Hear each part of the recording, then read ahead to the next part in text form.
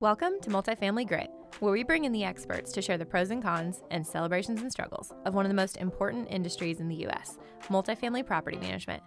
Today, I am joined by David Strange, Senior Managing Director of Commercial Real Estate Finance at Walker Dunlop and co-manager of Walker Dunlop's Nashville branch.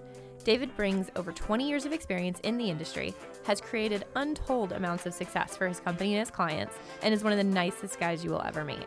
Before we get started, we are sponsored today by Walker Dunlop, one of the largest commercial real estate finance and advisory service firms in the United States.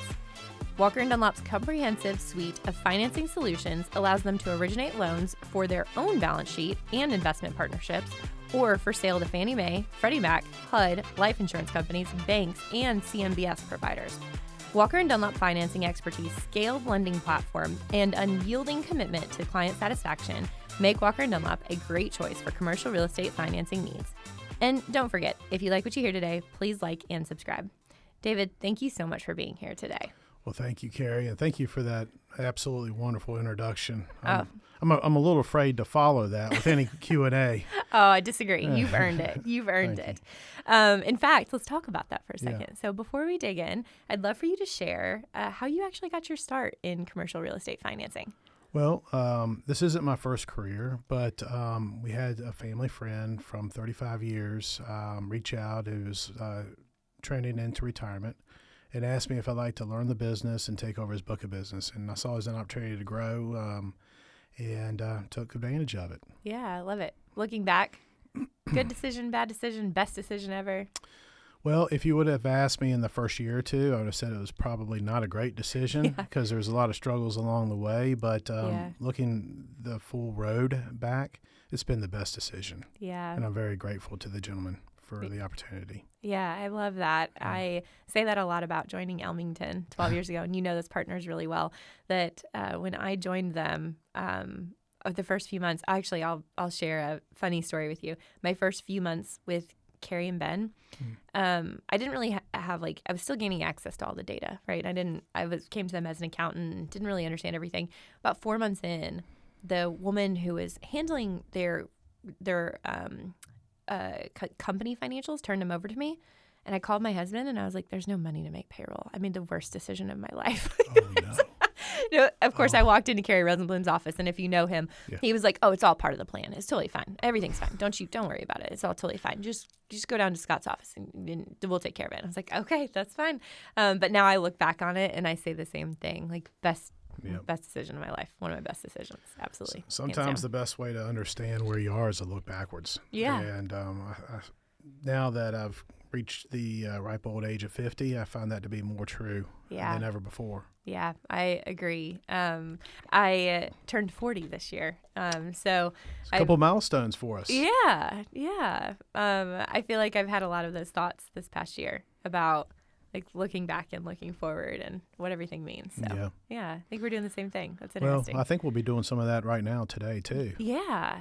I'm really excited to dig in. Yeah, me too. Yeah. Well, let's get started. Yeah. Okay. So for you have such a unique position. I think you have an incredible awareness of what's actually happening in the market, both from your day-to-day responsibilities, but also from your position at Walker & Dunlop and access to the data that you have. So I'd love to know, where do you think the market stands today?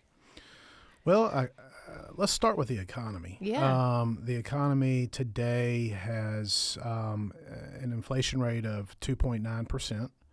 Down from its high of 9.1% in 22. Mm-hmm. And, well, I shouldn't say 22. I think that was it, 22. Yeah.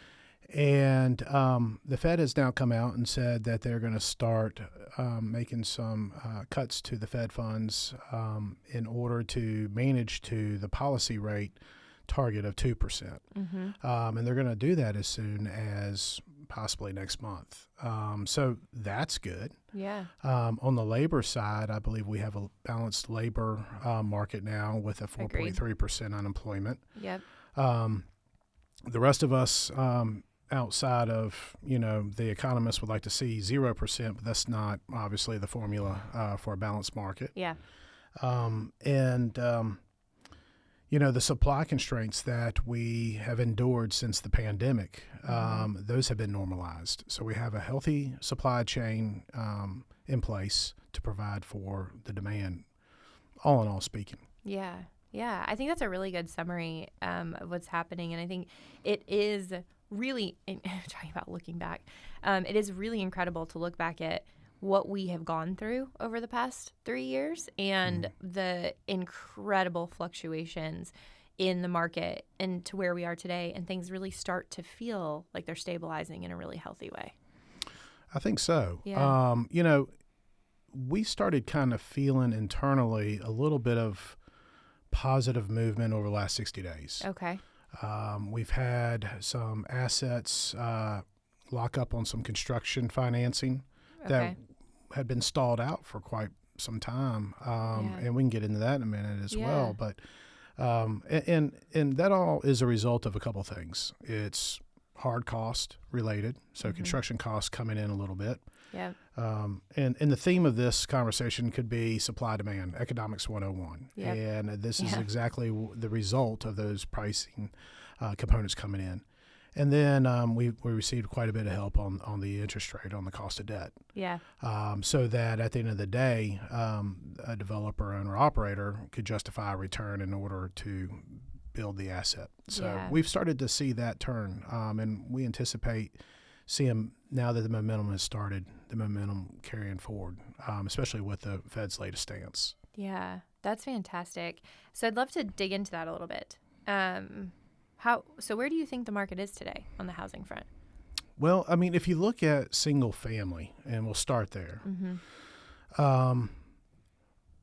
single family as a comparison to household median income, the average price of a home today is 7 times the average median household income. Yeah. To put that in perspective, 50, 60 years ago, that same ratio was a 2-to-1 ratio. That's incredible. You shared the statistic with me, and I was floored. I had no idea. Yeah, and it's not something that popped up over the last 36 months. This has been a progression over the last 50, 60 years, moving up. And so that's been the trend. And, I believe that there's going to be some opportunities in the near term to solve for that and maybe even reverse the trend. On the multifamily front, it's a little different.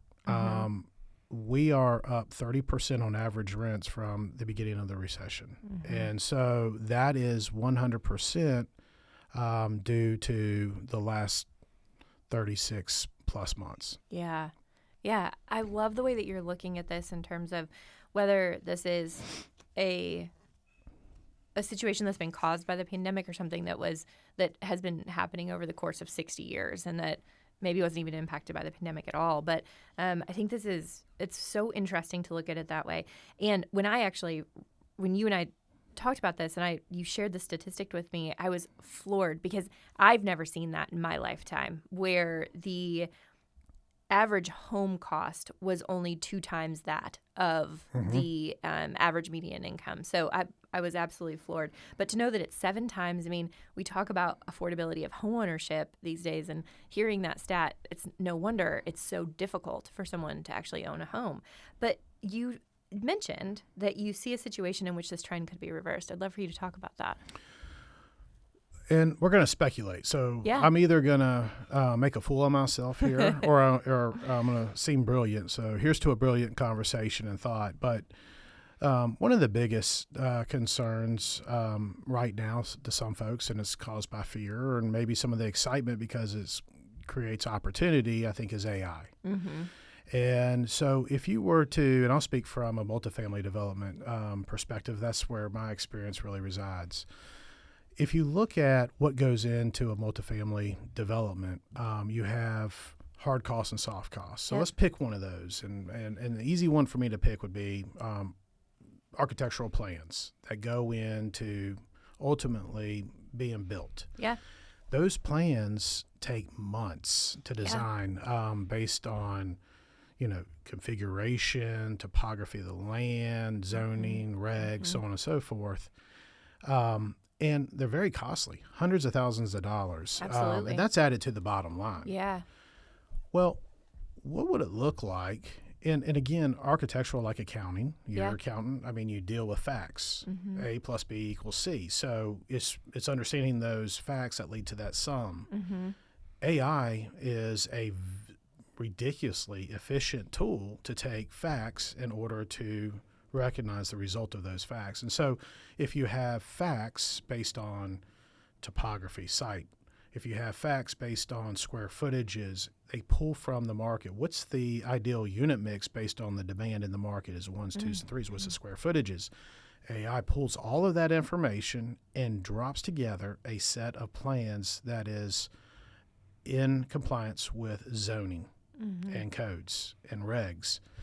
And they do that, let's say, in minutes. Now, that sounds crazy. Yeah, saving you hundreds of thousands of dollars. In minutes. Yeah. Like, it's, again, these plans take 6 months to do this with, the human and kind of going through the process that they've always done. And this is not to suggest that we no longer need architects. Yeah. What it suggests is that the architects now can take on a larger caseload with less resources. And so they're still able to continue to thrive, but it's thriving in a different way. Yeah. The developer is then taking on less cost to the project, still looking for the same return. So ultimately, if you have enough of those components coming together that save cost, then you're able to have an opportunity to then reverse that trend and come back down on your rent level or your sell price. Yeah. As a comparison to income. Yeah. Okay. I'm going to call it genius. And I'm also going to say that if you want to have a whole episode devoted to all the things that you think that we could be doing in order to create to reverse that trend of increasing housing costs, whether that's single family or multifamily, I'm here for it. So. Okay. Right. I think it was fantastic. Well, thank you. Yeah. And so your synopsis of like where we are today and kind of what the market's been doing over the past 3 years and or 60 years. I'd love to know, how do you think we got here? Well, where we sit today is really driven back to the supply demand. And demand got completely severed at the onset of the pandemic. And you'll recall that no one was able to leave their home. No one was able to go into work. People were getting a call on Thursday, go home, come back on Friday, get what you need, and do not report back until you hear further. Well, for some of us, that was okay because we could work from home. We discovered what Zoom was. It was more than a conference call system. It has video, you know, and I'm one of those that didn't even really pay attention to Zoom beforehand. But you also had the folks that worked in the factories, in the plants. You had the overseas shutdown. This was a global break of the supply chain, the global supply chain. So when you have demand, whether it's growing at one pace or another, but you completely basically sever the supply chain, that demand becomes precious and way more expensive because there's only so much of it. And I'll share with you an example, and you'll remember like the chips that go into automobiles and all that stuff. About that time, during this time, I had bought a new truck, and I did something I had never done in my entire life. I paid MSRP, and I thought only fools did that. You know, I negotiate those things down. That's what you do. But I was happy to pay MSRP. I put about 17,000 miles on it. 12 months later, sold it for 15,000 more than I bought it for. That doesn't happen when there's supply. So this was one of the causes of all the costs going up from the construction. Then margins were able to follow as well because of the work, and there's only so much availability. Trying to find a sub base for a job became extremely difficult. But the most difficult thing may have been keeping that sub base on site. Very easy for that sub base to walk across the street to a higher paying job. So that was one of the big things. Then we got hit with a deep but relatively short recession in 2020. We had the labor force, almost a labor exodus. So when everybody was sent home, some people said, I can't do this, I resign. Yeah. Some people said, oh, this is an opportunity for me to go kind of do something I've never thought about doing. I'm going to chase my own passion. Yeah. Some folks retired. Whatever the case, we had created then a labor shortage. And to kind of put that in perspective,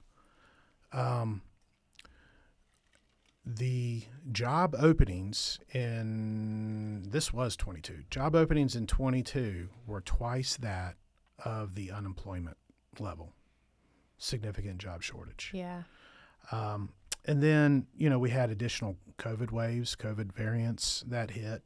And then Russia's invasion of Ukraine. Yeah. And that spiked our energy and commodity pricing. So before you knew it, we're at a 9.1 inflationary rate. And this is where then the Fed said, all right, we have this tool. And the tool, though, is sitting, which is the Fed funds rate, is sitting at 0 to 0.25%. Yep. And they said, we got to stop some of this spending, especially on the borrowing level. And so what they did is they aggressively campaigned to move that policy rate up. And today it's at 5.25% to 5.5%. And it's been sitting there over the last year. Yeah. It's I know how that would have impacted me in so many ways, but I'd love to understand what the impact has been to like the housing market in a bigger perspective. And I feel like I started our conversation this way, but really want to hammer it home. You are in such a unique position to understand this and truly how it's impacting us today. Like I said, from all the research and data that you have from Walker and Dunlop, and also from boots on the ground, actually working with your clients who are trying to get these multifamily assets off the ground, like the one that you said, the 2 new construction projects that finally were able to pencil and you were able to lock them in, which is fantastic. So what is the impact that this has all had to housing today? Excuse me. Well, I'll start with the single family front again. So when rates were 3%, every single family opportunity to purchase was purchased at a level that typically may have hit the higher threshold because they were able to afford more than they otherwise could have. Yep. Yeah. So when you look at a housing ratio, whether it's 32, 35%, whatever that housing ratio is, they're financing at the top of that ratio at a 3% rate. And let's assume they're buying a $500,000 house. So they're taking out a $400,000 mortgage at 3%. Yep. Almost overnight, with the aggressive Fed campaign to increase policy rate, it doubles. It more than doubles. Yep. And so now, if it's a first-time home buyer, now all of a sudden we can return that their forever home because there's no way today they can go and buy that same house that they're in at the current cost of debt. Yep. And so furthermore, if they can't do that, then they can't do one of the 3 exercises that's typically made when you leave an existing home to move to another home, which is you move up in square footage, you move locations, or you downsize. So it's obvious you can't do the first 2. And if you did the last one, it was probably a bad decision. Yeah. Yeah. So anyway, so what happened was that sidelined all of the existing home sales inventory. There basically was none. So it spiked new construction for single-family home builders. Yeah. And I think there's a couple crazy percentages out there as to the jump in new construction starts. I think it was around 50% increase. So, and that kind of speaks to the demand. And so obviously the margins went up on those ends. And so the relief will only come when those rates come back down and people can exit their existing homes and put that inventory back in the market. On the multifamily front, as far as construction is concerned, the opposite is true. Okay. On the multifamily front, when you're looking at a deal as to whether it's going to pencil or not, to your statement earlier, you're looking at your cost basis plus the cost of debt, and you're comparing that to the NOI. Yep.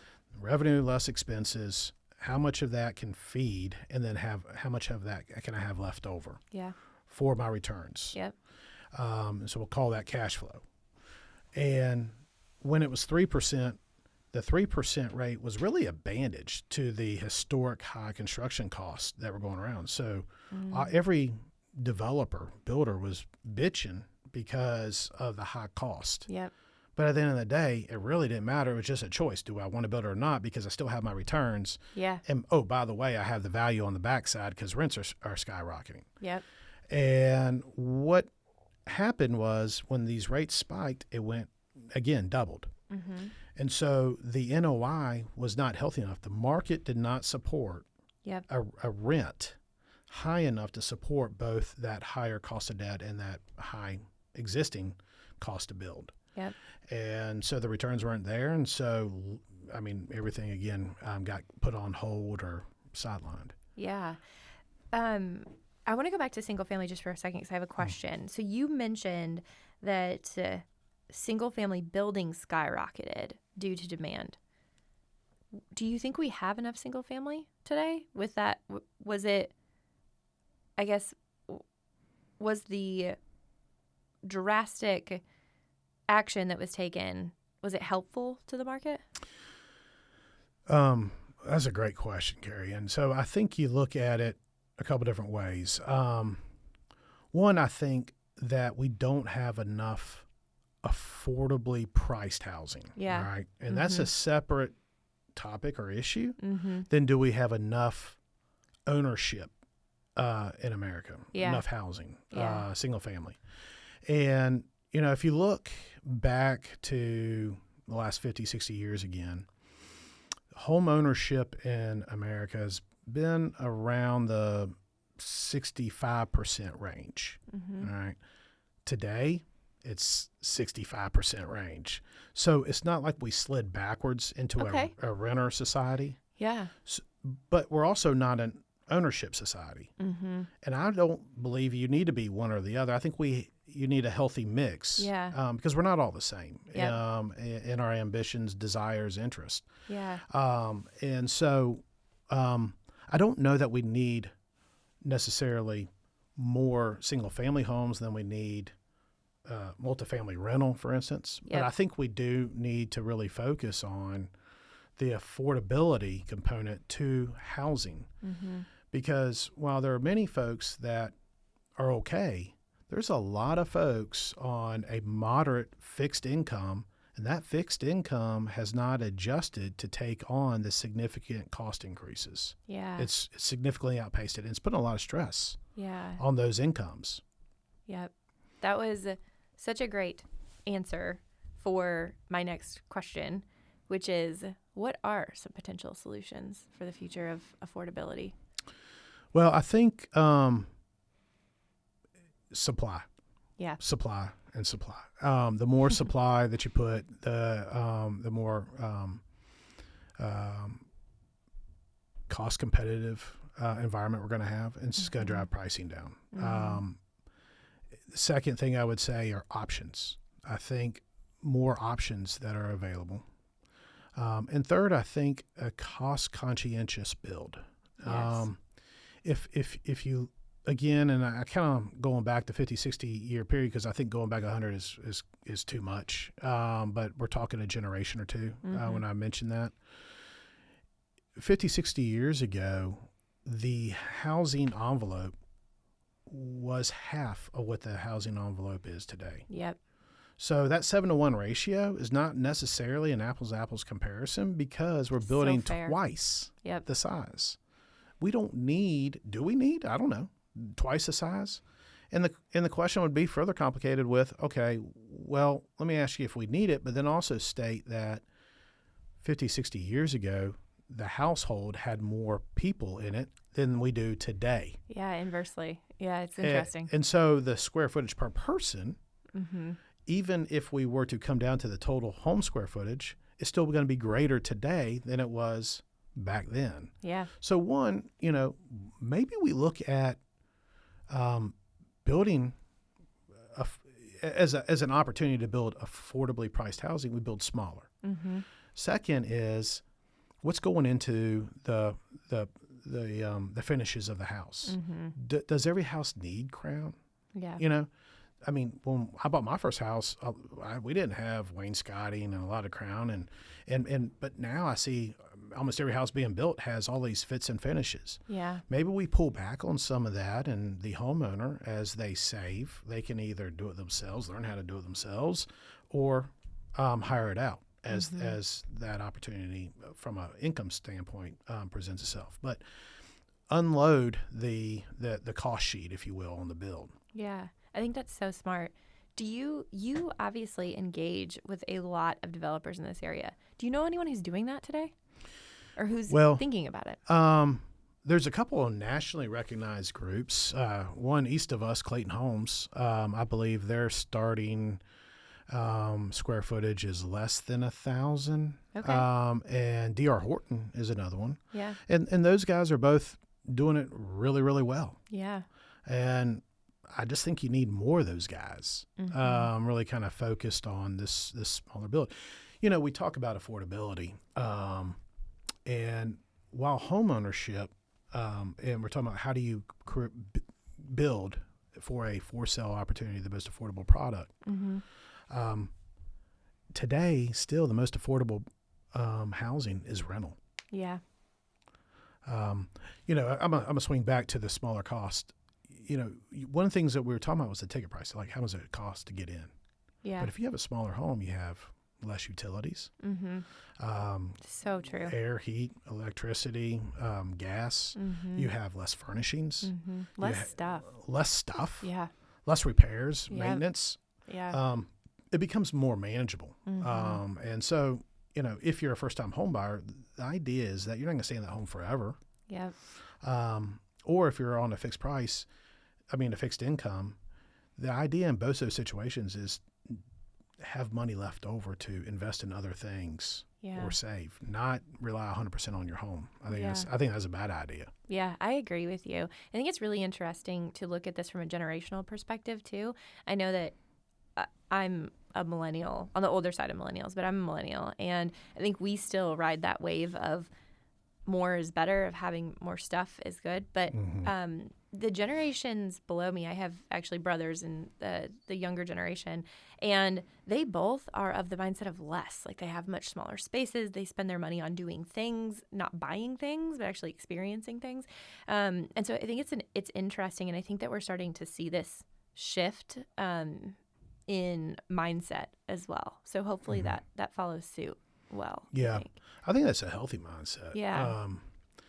You know, the opportunities to go and do things and have experiences, whether it's travel or what have you, I think is a healthy part of life. Yeah. And you know, if you're tied up with every dollar going into a home, that can be stressful, and you get lost experiences as well. Yeah. Yeah. Yep.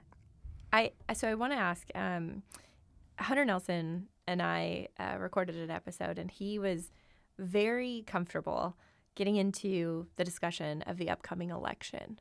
And I know that, and although he's funny, he claims he's purple, so he felt very comfortable just stating the facts of the situation. It was a very interesting episode. You know, Hunter, he's the best. He's brilliant. He's the smartest guy I know. Yes, so very confident about speaking to a lot of these facts, which I think was great. But you've actually shared with me some of the Harris campaign's initiatives. And so I'd love for you to share that here. Yeah. So Vice President Harris has made a statement that if elected in the first year of the first term, she would add 3 million homes. And I don't know if that's centric to diluting it more towards home ownership in America, or if it's directed towards affordability, or it's a combination of both. I don't know. But let's just assume that it's really an affordability topic, because that's what I would 1,000% support. Yeah. And let's just assume that that's a $350,000 home, give or take. I think that would be absolutely wonderful, and I stand completely behind that stance. My question is, how? Yeah. Identifying sites and getting them properly entitled is an expensive, time-consuming process. So if this is something that she plans to do, she probably needs to figure out a way to get it done really quickly by working the federal level, working with the local levels, identifying those sites and figuring out an expedited way for entitlement. If you can do that, you're going to have contractors knocking down the doors to build. Yeah. One, that takes that off of them, and two, it also removes that cost. And if it removes that cost, then they can sell that product, that end product, at a lower rate, again, creating the affordability component. Yeah. So, yeah, I'm suggesting using some federal funds to get that front piece accomplished. Yeah. And I know you mentioned to me that that this may be something that's restricted to first-time home buyers?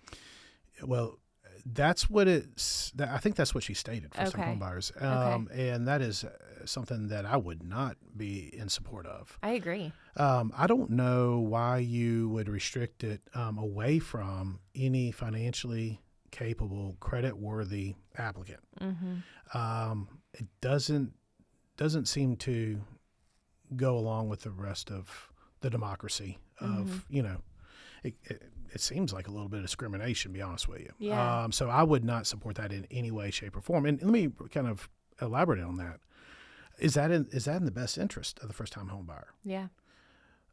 If someone is an existing homeowner and wishes and qualifies to buy this new home, one of these 3 million homes, then that means they're leaving a home behind. And in most cases, that home is going to be less expensive and more affordable to the first-time home buyer. Yep. Exactly. Yep. And so would that not be a better option for a first-time home buyer? Or at least an added option? Yeah. I align with you on this completely. I think that the overall purpose of the policy to create more supply is exactly in line with what the market needs.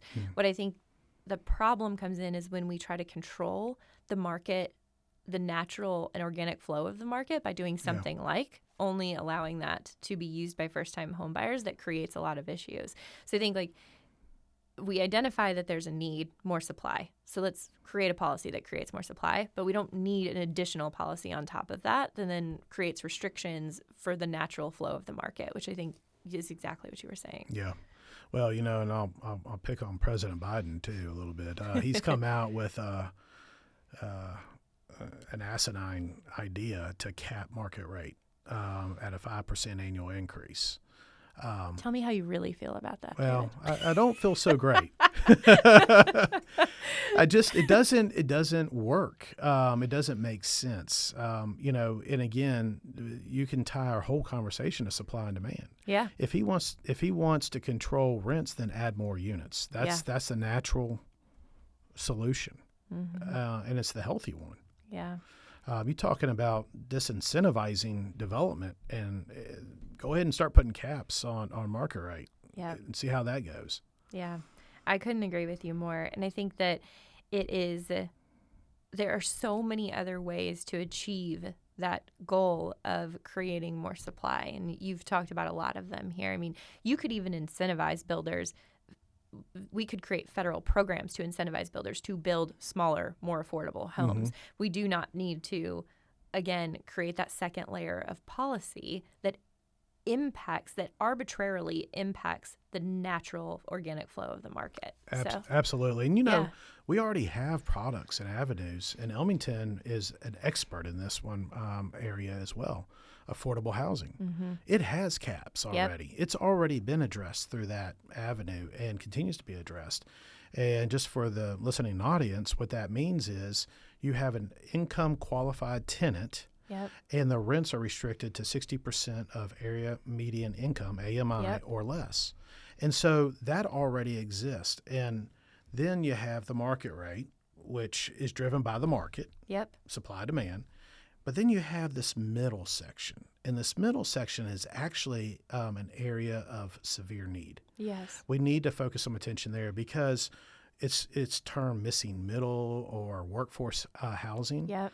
And so what has happened is you have a individual that makes too much to qualify for the affordable, but they don't make enough, or it's super stressful to the financial position of that individual to qualify for market rate. Yep. So they're literally stuck in this quandary of the middle. And that has multiplied on itself over the last decade. Yeah. And there's an understanding of maybe a restricted level of AMI to address that, which has been like 80% of AMI to 120% yeah, of I AMI. see a lot of that right now. Absolutely. And, there's states, I guess, that are looking to implement some sort of assistance in order to justify those lower rents to help on the source side along with the debt. Yeah. And I think of Florida has come out, and they haven't really buttoned it up, but it's called Live Local. Yeah. So they're trying to, figure out a way. I think if we could figure out a universal solution, I think that'd be better than having multiple local level solutions. But that is something that really deserves a ton of attention. Yeah, I agree. I think that you articulated that really well. And I've actually seen, especially working with a lot of developers these days, where there are a lot of local incentives, like pilot programs that are incentivizing developers who are building the higher end product to provide set aside a certain number of units at that 120% of AMI and restrict that income, or restrict the rent on those specific units for income qualified individuals or households, and then providing those incentives back to the asset, which I think makes a lot of sense to do that as well. And I will agree with you that, in my opinion, creating these programs at a federal level is much more accessible than allowing the states or even specific municipalities to create these programs. In fact, just a quick sidebar, but low-income housing tax credit is one of the most effective programs designed for creating affordable housing in the U.S. today. The problem is it is actually a federal program. It's an IRS program, but it's allowed to be administered by the states. So that means that every state is allowed to create their own structure and process and forms and data sets for the LIHTC product in their state, which then creates a massive accessibility problem for owners and operators to make sure that they're abiding by those state-specific requirements and the state-specific data that's different from one state to another.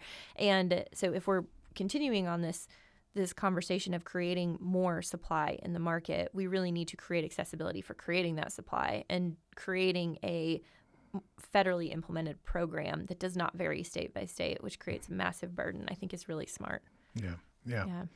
Well, and building and financing and operating an affordable development is much more difficult than a market rate.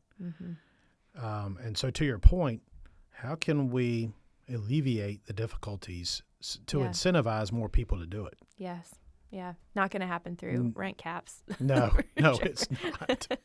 I agree with you on that. I wish I disagreed with you because I feel like we could have a really fun debate, but I agree with you, so I can't. Okay. So, we've actually talked about Nashville a little bit, but not specifically. So I know that you had mentioned what's happening in Nashville right now with all the Class A. I wonder if you want to comment on that. Well, I just believe that evidences the point of supply demand and letting the supply control the rents. Yeah. So what's happening in Nashville right now? So what's happening in Nashville is we have a supply dump. Yeah. So when rates were low and demand was high, everybody that could did jump into the market. Yeah. And so I believe like right now at any point in time we got about 17,000 units flooding the market. It's incredible. And so you went from the highest of rents without any concessions to currently, I mean, there's up to 4 months of concessions. Yeah. So again, to your point, No one's imposed a rent cap, not needed. Yeah.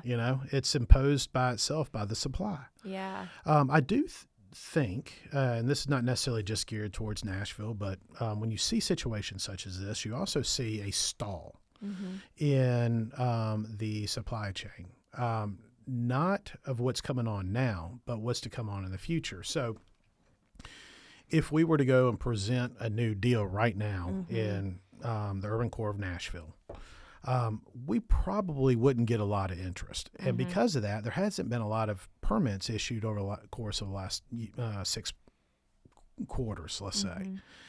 But in Nashville, we still continue to have the demand drivers, which are employment growth and immigration. It has not stopped. Yep. And so as long as you have those components driving demand, then once the dump gets stabilized, you're going to have a lull. Yeah. And that lull is going to drive demand through the roof. And so once you then start to relieve that, those new units coming online as well as the existing units during that period of time, you're going to see a heightened level of rents again. Yeah. So it's going to ebb and flow. And that's shows you both sides of the supply chain and what happens when you supply and when you don't. It's so interesting to look at it that way. And it's a frustrating cycle of the market. I think that, as you mentioned, because there's so much supply right now, permits aren't being issued, which means that we are not going to see supply in the next 2 to 3 years. There's going to be a huge lull, which means at that point there's going to be the demand is going to outweigh the supply, which means now rents are going to increase again until that supply comes back around. Correct. It's a frustrating cycle, especially for renters. Yeah. No, it is. And, you kind of see the renter of today is twofold. When I was coming out of school and renting, it was a need. Yeah. Right? And today, in addition to the need, you're seeing a lifestyle choice. They want to be around the walkability. So they're willing to put up with those cycles. Yeah. What happens is when those cycles settle, that means that your growth has settled, right? And so to add a new development could be, a very big risk. Yeah. Can the market absorb another 300 units in pretty much a stable market without any real growth?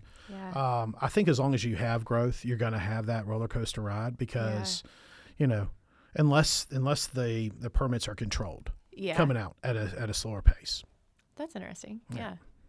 I have a question for you that someone has asked me before, and I'm wondering, I'd love to know your take on it. So you mentioned, and we're seeing it right now, 4 months free rent on brand new Class A lease-ups in Nashville. Why aren't they just reducing the rental price? Why are they doing 4 months free concessions? All right. So think about it this way. If I'm a leasing agent and you're coming in to lease an apartment, what I want to do is I want to set expectation. And I want to set expectation for where the market is without the dump. And the market is suggesting $2,500. So why don't I just reduce it to $1,900? When your lease comes due, you're more likely to renew at the $2,500, which you've been paying, and you've forgotten about the concessions, or even pay a little bit more than if I set your lease at $1,900 and I'm going to try to push you up to $2,600. So there's a better chance to retain on a lease term that tenant. I don't disagree with you. However, if that were the way that it was actually being used, but the way that we see most of those concessions happening these days is that concessions are actually being applied for the term of the lease, right? So you are actually paying $1,900 a month. You're not actually getting 4 months free on the front end. And a part of that is actually by design for the developer and the owner because they don't want to go 4 months without receiving any income. So they're not actually doing 4 months truly free, right? They're taking that concession and spreading it over the term of the lease, which means they are actually paying $1,900. And I would argue, I'm not an economist by any means. However, I am an economic purist, and I truly believe that if the price that it takes to lease that unit is $1,900, that's the value of that unit today. And that dump or not, it doesn't matter. It doesn't matter because implying that it's because of the dump means that you know that in 12 months there's going to be a different scenario, which we do not know. So I truly believe the unit's worth $1,900, but it's just so interesting to me to see how that happens. And I've seen a lot of renters become infuriated, being a partner in a property management company. Yeah. Those renters are infuriated when the rent goes from the effective rent of $1,900 a month to $2,500 at renewal. So I just think it's interesting the way that we're approaching this. So. Yeah. So on the property management side, how do you underwrite them then? If you're giving them 4 free months, and the actual gross rent though is showing 25, do you underwrite them on the rental ratio or housing ratio at the 25, or do you do the 19 spread out? Well, as a property management company, we don't really underwrite, but if you or mean qualify. Okay. So it depends.